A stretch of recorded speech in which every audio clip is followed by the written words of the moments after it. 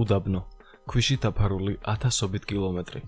უდაბნოს ძირითადად ახასიათებს ქვიშიანი ან ქვაღორღიანი რელიეფის ზედაპირი. ზაფხულის მაღალი ტემპერატურა, ნალექების უმნიშვნელო რაოდენობა, დროებითი მდინარეები და ტბები, ღარიბი ნიადაგი და მცენარეულობა. საჰარას უდაბნო მსოფლიოში უდიდესი ქვიშიანი უდაბნოა ფართობით 9 მილიონი კვადრატული კილომეტრი. ის მდებარეობს ჩრდილოეთ აფრიკაში. ზაფხულში გამორჩეულად დიდი სიცხეა. ჩრდილში ტემპერატურა ხშირად 50 გრადუსს აღწევს. ზემოხსენებული გარემოება უდაბნოს ცხოველს უყალიბებს განსაკუთრებით ძლიერ უნარებს. მაგალითად ასეთი ცხოველია აქლემი. სწორედ მის შესახებ ვისაუბრებთ ამ ვიდეოში. დღეს დარწმუნდებით, რომ ამ ცხოველთან ხუმრობა ნამდვილად არ ღირს. რა შეუძლია მას და რამდენად საშიშია ის სინამდვილეში ამ ვიდეოდან გაიგებ. ასევე გაიგებ თუ რატომ აჭმევენ აქლემებს შხამიან გველებს. მოკლედ, წინ ძალიან საინტერესო ვიდეო გელოდება, ასე რომ მოკალათი კომფორტულად და უყურე ვიდეოს თავიდან ბოლომდე.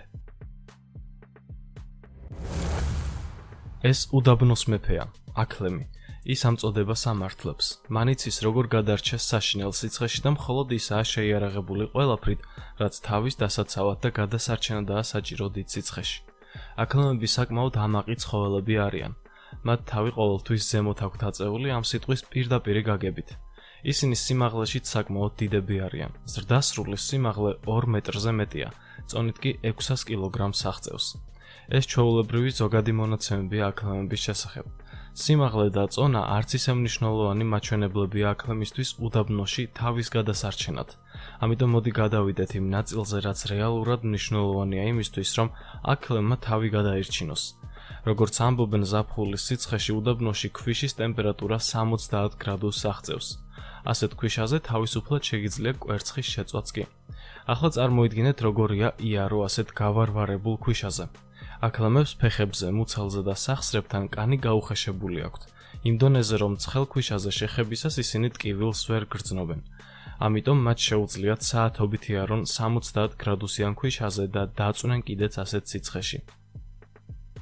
ამ ყველაფრის ფონზე კი არანაირი დამწვრობა არ მიიღო. აქლემის ჩლიკის აგებულება განსხვავდება სხვა ცხოველების ჩლიქების აგებულებისგან. მას დაბოლოებები გაყოფილი აქვს, რაც ეხმარება ქვიშის ზედაპირზე მყარად დგომაში. ასე ის არ იქცევა და ტვირთან ერთადაც კი მყარად დგამს ფეხს. გარდა ამისა, აღსანიშნავია მისი ცხვირის აგებულებაც. მისი ცხვირის ნესტოები საჭიროების შემთხვევაში სრულად იხურება და ასე კი ქვიშის ქარიშხალის დროს იცავს თავს აქლემი.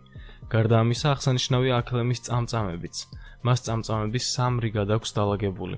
ესეც იცავს თვალებს ქარიშხლის დროს. მის თვალებთან ახლოსაც კი არ მიდის ქვიშის არც ერთი ნაწილაკი. შეიძლება ითქვას, რომ ეს უდაბნოს ხომალდები საათობით ისე გადაადგილდებიან, რომ ვერც გრძნობენ დატვირთვას, რადგან მათ ყველაფერი აქვთ ორგანიზმში იმისთვის, რომ გაუძლონ და შეეგუონ სიცხეს. ის სვამს ცოტა წყალს, ზოგჯერ მლაშესაც კი. დიდხანს შეუძლია უწყლოდ გაძლება. აქლემის კუშში გროვდება სამარაგო ცხიმი. ჯანმრთელი აქლემი კუშში საშუალოდ 36 კილოგრამ ცხიმს იგროვებს, რასაც ცხოველი საკვების ნაკლებობისას იყენებს. ის სხეულში დიდი რაოდენობით სითხეს აგროვებს. ამის წყალობით მას შეუძლია წყალი 2 კვირაში ერთხელ დალიოს და ჰქონდეს მარაგი. მწყურვალ აქლემს შეუძლია 1 წუთში 95 ლიტრი წყალი დალიოს. ამასთან, სიცხეში მისი სხეული 34-დან 44 გრადუსამდე ხურდება და ის მაინც არ კარგავს სითხეს ორგანიზმიდან. ამ ყოველივეს აქლემი რაღაცის ხარჯზე აკეთებს. დროსთან ერთად ის საგრძნობლად იკლებს წონაში. თუ კი მინიმუმ 2 კვირაში ერთხელ მაინც არ შეივსო სითხის მარაგი, მისი წონა საგრძნობლად შემცირდება. ცნობილია შემთხვევა, როდესაც აქლემმა 10 დღეში 100 კილოგრამი წონა დაიკლო. თუმცა, როგორც კი წყალს მიიღებს, ეს წონა აღდგება. იცოდით, აქლემები იდეალურად დაცურავენ წყალში, მაგრამ მათ უმრავლესობას თვალითაც კი არ უნახავს ზღვა. ეს მათ ინსტინქტში აქვთ. აქლემის განავალი ყოველთვის მშრალია. ის არ ხარჯავს სითხეს ამ მხრივაც კი. განავალი იმდენად მშრალია, რომ ადგილობრივები მას გამოყოფისთანავე იყენებენ საწვავ საშუალებად. რაც შეეხება აქლემის საკვებს. უდაბნოში რა თქმა უნდა რთულია საკვების პოვნა, თუმცა თავის მხრივ არც აქლემია მრავალფეროვანი გემოების მოყვარული. ის ჭამს ყველაფერს, რასაც იპოვის უდაბნოში. როგორც წესი, ყველაზე ხშირად ხმელი ბალახით იკვებება. იცით რა უყვართ აქლემებს ყველაზე მეტად? თუ კი იპოვა, ის სიამოვნებით შეექცევა კაქტუსს. დიახ, ეკლიან კაქტუსს. რადგან მასში საკმაოდ ბევრი წყალია. აი ასე გამოიყურება აკლემის პირის ღრუ.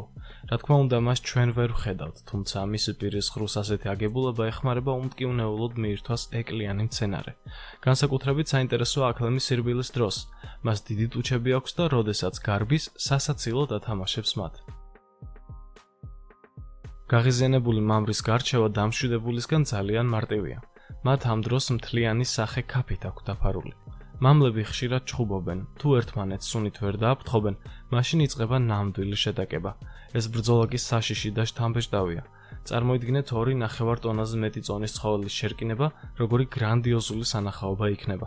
ამავე დროს, როგორც ზემოთ აღვნიშნეთ, აკლემი ბუნებით ძალიან ამაყია, ამიტომაც ის არასდროს თმობს პოზიციას. იშვიათია შემთხვევა, რომ მან უკან დაიხიოს, ის ბოლომდე უტევს მეტოქეს. მეტოქე კი ამ დროს მისნაირი უდრეკი აკლემია, ამიტომაც ეს შერკინება ხშირ შემთხვევაში საათობით გრძელდება. რა ხდება იმ დროს, თუ კი ერთი აკლემი მეორეს კიდურში ჩაავლებს პირს? აქ სიტუაცია პიტბულების ჩხუბს ემსგავსება. აკლემი არ უშვებს კბილობს მეტოქეს. ადამიანებს დიდი ძალისხმევის გამოყენება უწევთ იმისთვის, რომ აკლემები ერთმანეთს მოსწყვიტონ ამ დროს. ეს ორი აკლემი ერთმანეთის მეტოქეები არიან. მათგან ერთი ძლიერია, მეორე კი სუსტი. ძლიერი კბენს და აიძულებს სუსტს დაწვეს. დანებებულ მდგომარეობაში კი ის არ ანებებს თავს სუსტს და მაინც ცდილობს კბენას. საინტერესოა, რატომ აკეთებენ ისინი ამას? იქნებ ვარჯიშობენ უცხო მტერთან შესახვედრად. მათ ხომ გამუდმებით უწევთ სხვებთან შერკინება. მაგალითად, მათი დაუძინებელი მტერია დიდი ხარი. ამ ვიდეოზე ხარი და აკლემი ერთმანეთს ერკინებიან უამრავი სხვა ცხოველის თვალწინ. აკლემი ცდილობს ხარს კისერში უყინოს და ისიც დააწვინოს, თუმცა ხარი არაა მარტივი მოწინააღმდეგე მისთვის. ხარიც რქებით მძიმე დარტყმებს აყენებს მას. ხშირია ასევე აკლემისა და ცხენის ჩხუბი. ცხენები როგორც წესი გაურბიან მათ, რადგან აკლემი ყოველთვის ფეხში კბენს და მიწაზე ანარცხებს.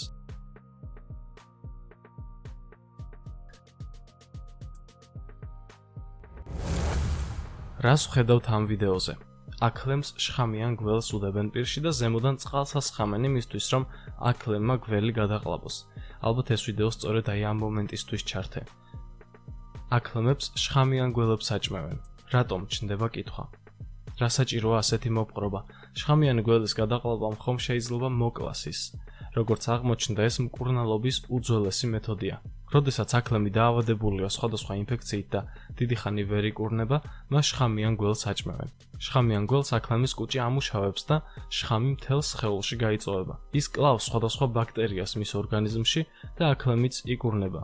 ხშირ შემთხვევაში ასეა. საინტერესო მეთოდია, თუმცა ალბათ არც ისე გამართლებული.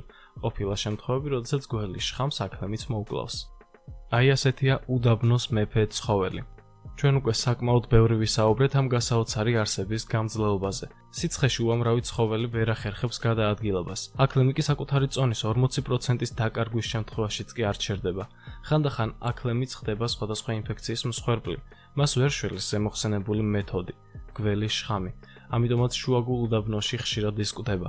თუ კი თქვენ სამოგზაუროდ წახვალთ და გზად მკვდარ აკლემს შეხვდებით, მას არავითარ შემთხვევაში არ მიუახლოვდეთ. შეხებაზე ზედმეტია საუბარი. იცით რატომ? მიზეზი შოკის მომგვრელია. როგორც კი შეეხებით მკვდარ აკლემს, ის აფეთქდება. ერთი შეხედვით სასაცილოა, მაგრამ ეს სიმართლეა. მიუხედავად იმისა, რომ ის ძალიან ძლიერი ცხოველია, ხანდახან მასაც ვნახავთ აი ასეთ სამწუხარო მდგომარეობაში. დააკვირდით მის მუცელს. მასში ძალიან დიდი წნევაა დაგროვებული. შეიძლება მხოლოდ ერთი თითის დადება გახდეს იმისთვის საჭირო, რომ ეს უდიდესი წნევა გამოთავისუფლდეს მისი მუცლის გახევის შედეგად. ეს კი ჩვეულებრივი აფეთქება, რომელიც ძალიან ძლიერია. ნებისმიერი სითხე, ცხიმი ან საკვები, რაც მის ორგანიზმში რჩება სიკვდილის დროს, ძლიერი სიცხის ზემოქმედების შედეგად აირად გარდაიქმნება. აირს არ აქვს არხი, საიდანაც დატოვებს სხეულს და გამოთავისუფლდება. ამიტომაც მკვდარი აკლემი იბერება და ეს იქამდე ხდება, სანამ არ გასკდება მისი მუცელი. აფეთქება ძალიან ძლიერია, რომელსაც ადამიანის მოკლაც კი შეუძლია. ამ დროს შეიძლება აკლემის რომელიმე ძვალი მოგვხდეს, რაც საბოლოოდ მძიმე შედეგებს გამოიწვევს. გონიათ მხოლოდ აკლემი ფეთქდება სიკვდილის შემდეგ? არა, ეს ზოგიერთი არსების დამახასიათებელია სიკვდილის შემდეგ. მაგალითად, დიდი ვეშაპი. ისიც იგროვებს აირებს და ფეთქდება. თუმცა მისი აფეთქება გაცილებით ძლიერია და ეს ხმა რამდენიმე ასეულ მეტრზეც კი ისმის. მოკლედ, მკვდარ გაბერილ ვეშაპთანაც მიახლოება საშიშია.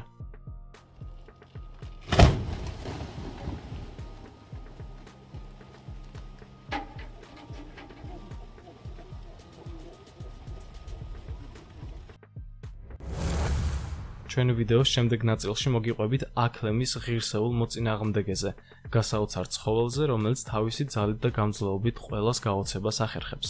დიახ, ეს ხარია, ის უძლიერესი არსებაა და ამაში ჩვენი ვიდეოდან აუცილებლად დარწმუნდები. წარმოგიდგენთ შინაურ ხარს. ის ადამიანთან ერთად ცხოვრობს უკვე არაერთი საუკუნეა. მაგალითად აღმოჩენილია უძველესი ნამარხები და ფრესკები, საიდანაც ჩანს, რომ ხარები ადამიანებთან ერთად ცხოვრობდნენ უხსოვარი დროიდან. ნამარხები ძველი სირიისა და თურქეთის ტერიტორიაზე იპოვეს. აღმოჩენილი არტეფაქტები ძველი წელთაღრიცხვებით თარიღდება, რაც იმას ნიშნავს, რომ ხარი ადამიანთან ერთად ცხოვრობს ათასობით წელია. თუმცა საინტერესოა ერთი ფაქტი. აღმოჩენილი არტეფაქტებიდან გამომდინარე, მაშინ ხარის ზომა დაახლოებით 3-ჯერ უფრო დიდი იყო ვიდრე დღესაა. წლებთან ერთად ეს ცხოველი გარემო პირობებს შეეჩვია და ზომაშიც დაპატარავდა. როგორც წესი, ხანგრძლივად ჩაკეტვა ამ ცხოველისთვის არ შეიძლება და მეცნიერების აზრით სწორედ ესაა იმის მიზეზი, თუ რატომაც დაპატარავდა ხარის ზომაში. გარეგნულად ყველასთვის ნაცნობია ხარი. გამოირჩევა მაღალი შრომის უნარიანობით და მშვიდი ხასიათით. აქვს მკვრივი ჩონჩხი. მოკლე და ძლიერი კისერი. იყენებენ როგორც სახორცეთ, ასევე მუშა ცხოველს. დღეისთვის უმთავრესად 1 წლის სანაშენო მიზნებისთვის გამოუსადეგ გარხბოებს კოდავენ და ხორცის მისაღებად იყენებენ. დღეს ხარების საშუალო სიმაღლე 180 სანტიმეტრს აღწევს, ხოლო წონით ხშირად 1 ტონამდეა. თუმცა უფრო პატარაც, დაახლოებით 700 კილოგრამიანი ხარიც კი საკმაოდ შთამბეჭდავად გამოიყურება. საინტერესო ფაქტი: ხარს დღეღამეში დაახლოებით 45 კილოგრამი ექსკრემენტის გამოყოფა შეუძლია. გონი ეს ყველაზე არასაჭირო ფაქტია ხარის შესახებ მთელი ჩვენი ვიდეოდან. ვის აინტერესებს ხარების ექსკრემენტები? ჩვენ გვაინტერესებს როგორია ის საქმეში. ასე რომ, მოდით ამ თემაზე გადავიდეთ და ვნახოთ რა შეუძლია ხარს. ხარი არც ისე უწყინარი ცხოველია, როგორც მიღებულია საზოგადოებაში. ხარები საკმაოდ ჯიუტი ხასიათით გამოირჩევიან და შეუვალები არიან. მხოლოდ იმისთვის, რომ პატარა ხარი სატვირთოში ჩასვას, ადამიანმა მას მინიმუმ 5 კაცის დახმარება დასჭირდება. ხოლო ხარი თუ დიდია, პრობლემაც გაცილებით დიდი ხდება. როგორც აღვნიშნეთ, ის ჯიუტი და შეუვალია და რთულია გააკეთებინო ნების საწინააღმდეგო რამ. მათი კისერი განსაკუთრებული ძალით გამოირჩევა. ხშირად ხარს შეუძლია საკუთარი რქებით და კისრის ძალით სატვირთო მანქანის გადაადგილება. ამიტომ ფერმერები ზედმეტ პრობლემას რომ მოერიდონ, ამ წესს იყენებენ. ასე გაცილებით მარტივია. ხარს ჩაუბამენ ქამრებს და ასწევენ ჰაერში. რა თქმა უნდა, თუ კი ხარის ფეხები მიწას ვერ ეხება, მისი ძალა ფაქტობრივად ნულდება. რა თქმა უნდა, თავად ხარებს შორისაც ხდება კონფლიქტები. წარმოიდგინეთ 2 ჯიუტი და შეუვალი არსების შერკინება. ეს ალბათ განსხვავებული და გრანდიოზული სანახაობა იქნება. ხარებს ძალიან უყვართ ერთმანეთზე შუბლებით და რქებით მიწოლა და დაჯახება. შეიძლება ეს პროცესი საათობით გაგრძელდეს. ის ბალახზეც კი იტყვის უარს იმის გამო, რომ შეერკინოს მოწინააღმდეგეს. ხოლო როდესაც ორივე მხრიდან იგრძნობა რისხვა და უდიდესი ძალის გამოვლინება, ეს ყოველივე საკმაოდ საშიში სანახავი ხდება. როგორც წესი, ხარი თავდასხმამდე ემზადება. ის თავს დაბლახრის და ფეხებით მიწის თხრას იწყებს. მაგრამ დააკვირდით ამ ხარს. ის გაბრაზებული იყო და შეტევისთვის ემზადებოდა, თუმცა მიწის თხრა იმდენად მოეწონა, რომ არ გაჩერდა და ნახეთ რამხელა ორმო ამოთხარა. საინტერესოა, იქნებ საფლავს თხრის თავისი მოწინააღმდეგესთვის, მაგრამ აი მისი მოწინააღმდეგე არც ისაა პატარა ტანის და საკმაოდ ძლიერი ჩანს. თუმცა თეთრი ხარი უფრო მეტი შემართებით უდგება საქმეს. ძალიან მალე ნამდვილი სანახაობა დაიწყება. 2 უძლიერესი მანქანა ერთმანეთს ერკინება და იწყება ნამდვილი შოუ. ისინი სადაც კი ფეხს დგამენ, იქ მიწას თხრიან და ეს გრძელდება არაერთი წუთი.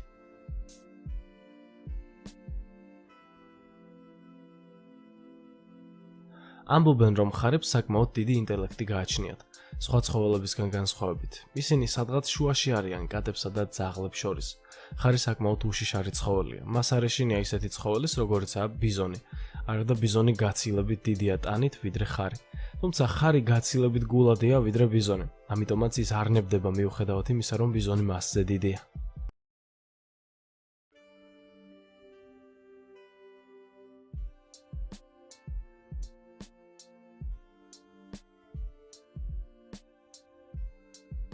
ხარი არც კამეჩთან იხევს უკან. კამეჩები ძალიან ძლიერი და დიდი წონიანი ცხოველები არიან, მაგრამ არც მასთან იხევს ის უკან. ხშირად უკანაც ახევინებს თავად მოწინააღმდეგეს. საბოლოოდ კი ისე ჩანს, რომ ხარი ამარცხებს კამეჩს.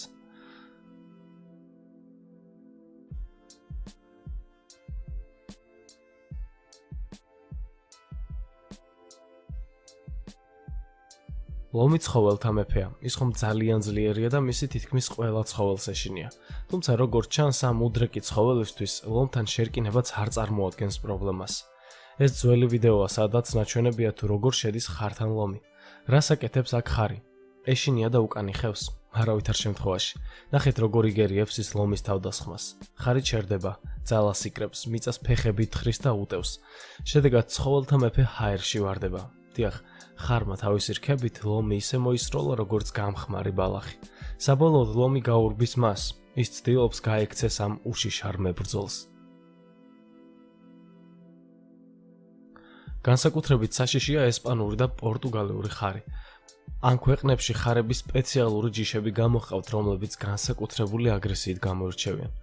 ესპანეთი ხომ ცნობილია ხარების შოუებით. ნახეთ, რას აკეთებს ეს ხარი. რკინის კარებს და კედლებს მთელი ძალით ურტყამს რქებს. როდესაც ამ ვიდეოს უყურებ, ხვდები თუ რამხელა ძალასთან გაქვს საქმე და ადამიანი ხარის ძალასთან შედარებით არაფერია. ხარის კისრის ძალაზე ზემოთ უკვე ვისაუბრეთ.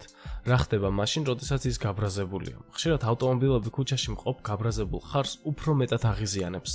ნახეთ, რას აკეთებს ეს ხარი. რქებით ავტომობილის წინა ნაწილს ჰაერში სწევს და საბურავს ისე მარტივად ხედქავს, თითქოს ის 10 თეთრიანი გასაბერი ბუშტი იყოს.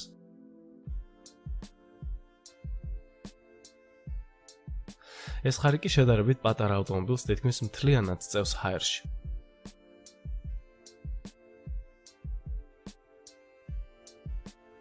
თუმცა არის ერთი ცხოველი, რომელიც შინაურ ხარს შეგვიძლია ვთქვათ, რომ ამარცხებს. ეს ველური იაკია. ველური იაკიც, რა თქმა უნდა, ხარია, თუმცა სხვა გვარის. გარეული იაკი შემორჩენილია ტიბეტის მთებში ზღვის დონიდან დაახლოებით 4500 მეტრამდე. მანდაოს არეში აქვს კუზი. ფერად შავი ან წავლისფერია, ხერხემლის გასწვრივ გასდევს ღია შეფერილობის ზოლი. გვერდებზე და მუცელზე ბეწვი ფოჩივით აქვს ჩამოგრძელებული. შეიძლება ითქვას, რომ იაკი საკმაოდ უცნაური და უჩვეულო გარეგნობის ხარია. საინტერესოა, რომ ხშირად გარეული იაკები სრულად უმიზეზოდ ესხმიან თავს მოშინაურებულ იაკებს, თუმცა ადამიანის დანახვისთანავე გარბიან, ზოგადად მათთან კონტაქტსაც კი ერიდებიან. ამ ვიდეოში ვხედავთ შინაური ხარისა და ველური იაკის დაპირისპირებას. გასაოცარია, მაგრამ იაკი შინაურ ხარს მარტივად ამარცხებს. არა და შინაური ხარი, როგორც ვნახეთ, ძალიან ძლიერი ცხოველია. ჩვენი დღევანდელი ვიდეოც ასე მიეწურა. გმადლობთ, რომ ბოლომდე უყურეთ. გამოიწერეთ არხი და არ გამოტოვოთ სიახლე ჩვენთან. დროებით.